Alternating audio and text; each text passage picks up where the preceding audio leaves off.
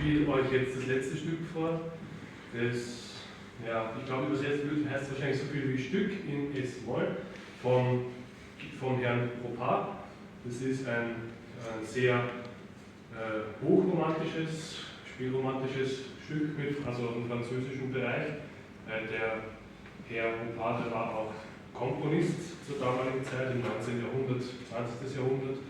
Und das Stück startet mit, also es geht mehr oder weniger darum, dass es anfängt mit sehr getragen, lyrisch und ein bisschen traurig, melancholischer Melodieführung in S-Moll und dann im zweiten Teil, wo es dann der Kontrastteil kommt, sind wir in S-Dur, was quasi im Fachjargon könnte man sagen, es ist die Heldentonart, weil Helden, zum Beispiel Strauß-Helden leben oder Beethoven Heroik, also auch in S-Dur, da verkörpert es um Helden. Also man könnte sagen, dieses Stück verkörpert eine romantische oder impressionistische Heldengeschichte, mehr oder weniger.